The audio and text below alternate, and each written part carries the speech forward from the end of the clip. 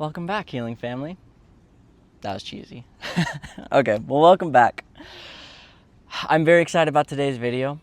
For the past couple months, I've been working on the pre-heart healing series, but today we're doing something a little bit different. I'm hoping it's going to be a little bit shorter too. But today I'm going to be giving my top 10 principles, tips that I found to be immensely helpful for my healing journey. With the pre-heart healing series, my goal has been very much to establish things that I think are really important to kind of have a groundedness in and a good sense of before actually getting into the nitty-gritty heart healing, whether that be in anxiety, depression, etc. And it's been good, but a lot of the concepts have been a little more abstract.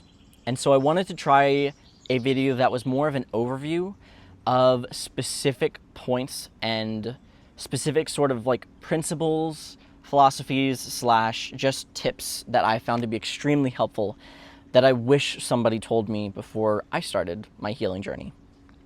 And so my hope is that by sharing these, it will make your journey much smoother and a lot easier to find that same sort of healing. With that being said, let's dive into it. Number 1 is going to be finding balance in your practice. A lot of the time, mental health is very much when it comes to the answers you'd get in mental health, it's very much yes and.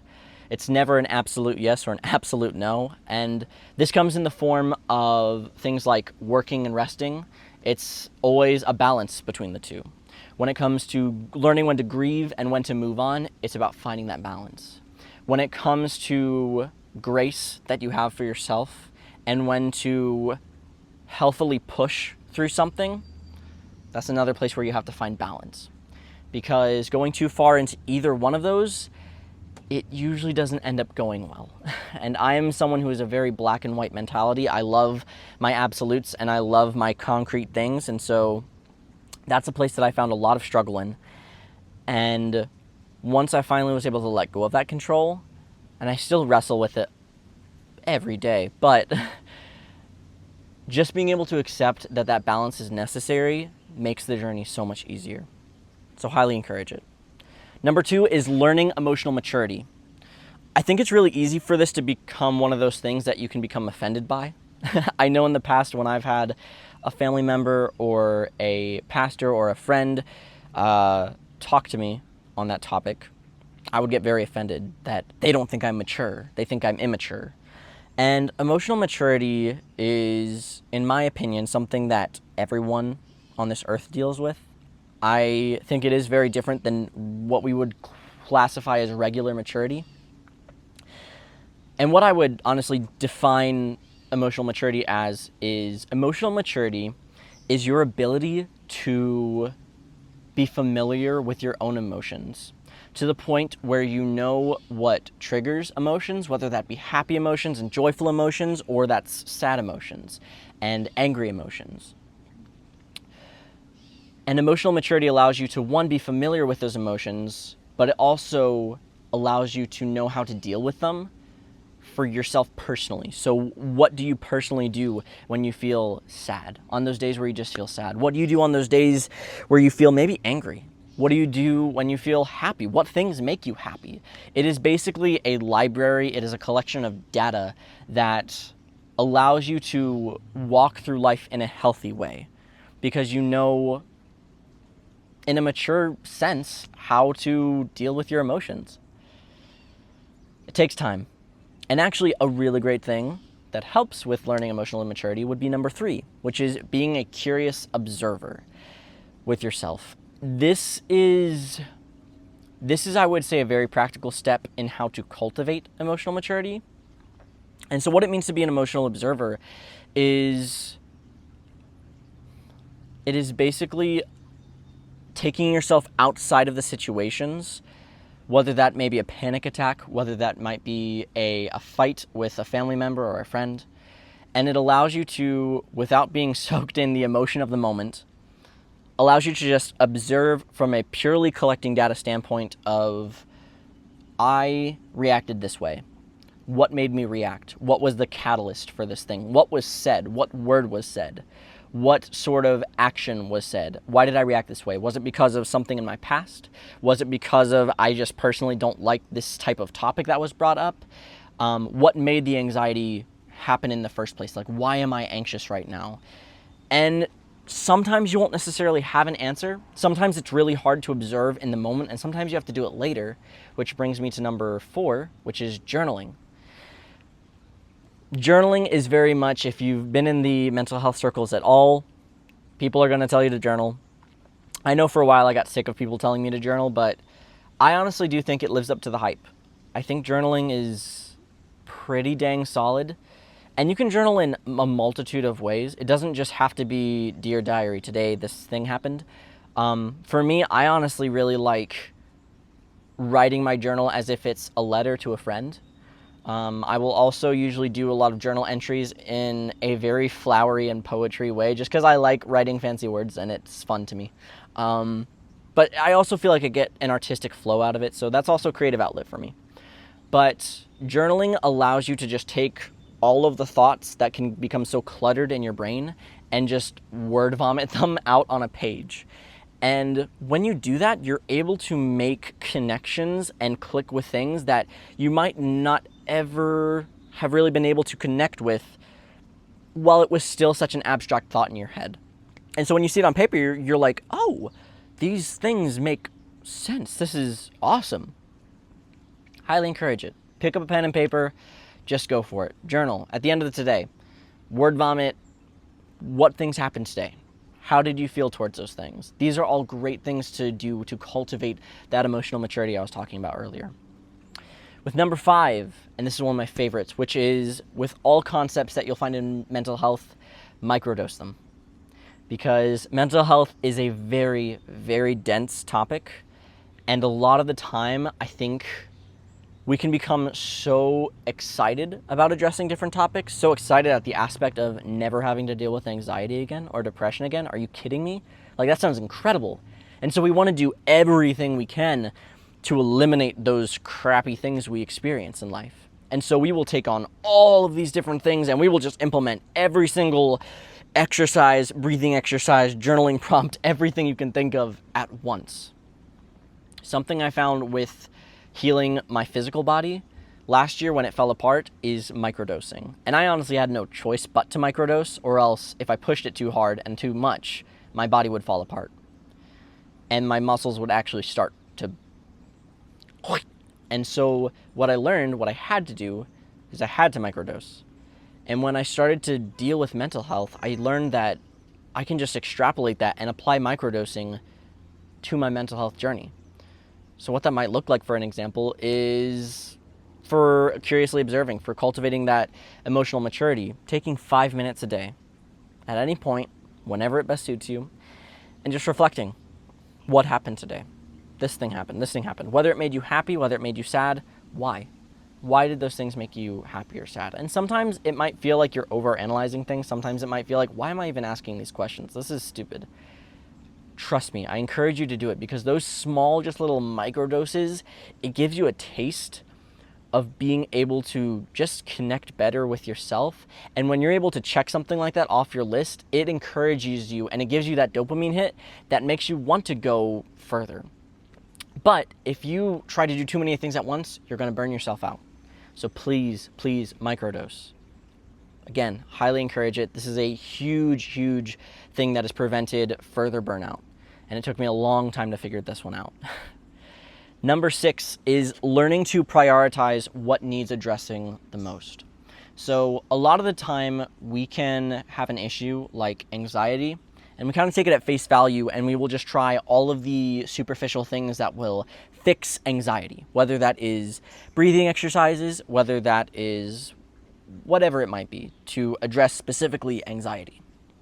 Or maybe it's a relationship issue. I have a really hard time holding on to a relationship. And so I need to figure out all of these different seminars and all these different things to be able to learn how to be a great boyfriend or girlfriend or spouse. And something that I found is that kind of tracking the thread back and continually asking yourself why. It's like, okay, I'm anxious right now. Why? because I'm worried I'm not being productive enough. Why is that bad? And just continue following and chasing that thread until you find the main thing. For me, my anxiety was always linked to it would usually end up being I wouldn't be worth love. And to compensate for that, I would work extra hard, and I became a workaholic, and I developed control freak tendencies. And when I lost control, I became anxious.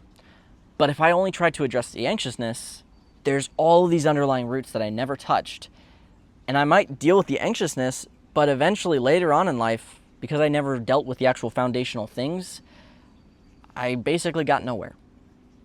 So I encourage you, take some time, reflect, think about, why do I feel anxious in these moments? What are the things that usually trigger that anxiousness or that depression or that anger? Highly encourage it. Next would be number 7, which is learning where to rest. This is a big one, especially if you're a workaholic like me, because you get on that bandwagon, you start to make progress, and it becomes addictive. You just want to keep going at it because you think, well, as soon as I finish it, then I'll be good, then I can coast. And this brings me back to the point from my arrival mentality video with Goku, which is this life isn't a race. So stop running like it is. The mental health journey, it doesn't have a finish line, which kind of sounds like it sucks at first, but when you realize it and you kind of think about it, it takes off all the pressure to rush. You don't need to achieve by any certain point, by any certain time. We're always going to be broken as long as we're on this earth, so might as well, instead of rushing through all of it, just kind of enjoy the journey and coast through it. It doesn't always feel like you're coasting. Sometimes it feels like you're being thrown around on rapids, but you understand my point. Learning where to rest. If you start to feel that your mind is exhausted and it can't take in any more information, if you start to feel emotionally just depressed, or a good indicator is if you find yourself going to old coping mechanisms to deal with the anxiety maybe or the depression of the moment, that is your indicator that you need to rest and you need to chill. The mental health journey will be here when you have that rest. So just give yourself some time. All right? Next would be number 8, learning to balance your intellectual with your emotional. This is an odd analogy, but I found it strangely works, which is the emotional and the mental health journey is a lot like a massage. If you've ever gotten a massage, you usually have the masseuse who's working through your muscle tissue. And once they find a knot, they will spend extra time there to knead out that knot, basically. And once it releases, once that pressure releases, they move on to the next thing. I found especially with dealing with trauma, it is super duper helpful to use your intellect to ask yourself the questions, to analyze, to be an observer, a curious observer. But use your emotions as an indicator, as almost like a sensor to see where those emotional knots are. Because when you hit them, it'll hurt and you'll know when you've done it. But you have to marry the intellectual with the emotional for this sort of process to work well. I have found huge success in finding healing from my own physical and sexual abuse using this method. It's nothing that I was necessarily taught, but it's something that I kind of picked up from multiple different teachers. And it's all about marrying both of them. Because a lot of the people are like, you just got to get in touch with your heart. A lot of the time other people will say, you just got to really observe and analyze what was going on in your childhood. Use both. You were given a heart and a mind. Use them. Before I get too hot under the collar about that topic, I'm going to quit while I'm ahead. Number 9 is break up what things you're implementing and working on. Don't just try to keep piling everything on top of each other. So this kind of goes with the rest one, but what I mean is a lot of the time we will get excited about maybe it's our physical health journey or maybe it's our mental health journey, and we'll continue to stack different exercises and different techniques and different things on top of each other, and it's awesome and it's fun, but the thing is we get burnt out so quickly because we stack way too many things on top of each other instead of splicing them out and maybe doing like one a day. Instead of working on your depression and your anxiety and your relationship issues all in one day, maybe Monday you look at anxiety, Tuesday you look at depression, Wednesday you look at your relationship issues. And Thursday, I don't know, maybe you eat a churro, but my point is that you don't need to do it all at once. So don't fall into the trap of adding all the things and you have to do all these things at one time. Allow it to be broken up. Allow yourself to breathe, find that rest, find that balance, and take it one day at a time where you can fully dedicate your mind to that one topic instead of trying to hit up everything at once. Finally, and this is arguably, I would say, the most important, which is give yourself grace. The mental health journey is rough. It takes a lot of effort. It takes a lot of bravery and courage to go into the depths of your being and address those parts that a lot of us would consider the darkest parts of us. The parts that we don't want to show anybody, the parts that we barely want to look at ourselves. In this journey, you're going to make mistakes. You may be working on anxiety and you may feel really good for a couple weeks, and then you might run into a random snafu where, for me, maybe your dog poops on the floor, maybe you lose your car keys during a jog, and those things by themselves are enough to stir up all of your anxiety and give you one of the most extreme panic attacks of your life. And it sounds silly, I know, but in that moment, it definitely wasn't. But it's something looking back. The thing that sent me to a spiral more than anything was the fact that I started to become anxious, and I got so angry at the fact that I felt like I was regressing. I felt like I was losing all of the work that I had done. Give yourself grace. Do this healing journey your way. You're going to have a lot of people throwing ideas at you of how to do this. Listen to your mind, listen to your heart, listen to your body. There is wisdom in accepting advice from other people and listening to other people because they have a non-biased perspective from outside of yourself.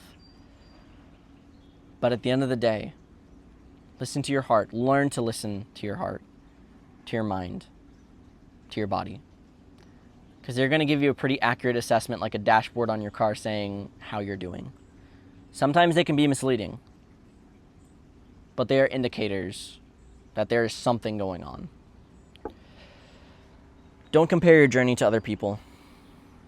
And don't compare it to the ideal of where you think you should be. Give yourself grace. And a great way of giving yourself grace is through patience with yourself. It's not about being perfect. You're going to make mistakes, but where grace is applicable is where you make the mistake and you allow yourself to say, I still love me. To be able to say to yourself, like you would to a friend if they were going through a hard time, it's okay. You're still good. That's not the end of your journey because you had a spin out or because you had an argument with your family member. We're good. So those are my top 10. Later on, I think I'm definitely going to make some videos to really dig into the meat of some of these topics. If that's something you guys are interested in, let me know. But I'd like to hear in the comments, which one of these did you feel like was the most applicable? Which one did you feel like you related with the most? And if you've actually used some of these, tell me which one you found to be the most helpful. I love you all very much. I hope you all have an amazing day. And I guess I'll see you on the rest of this healing journey. I'm excited for whatever comes next. And I hope you all are doing well. And with that, I bid you farewell. And now I have to stand up. Crud. Whew. Oh, it's an achy day.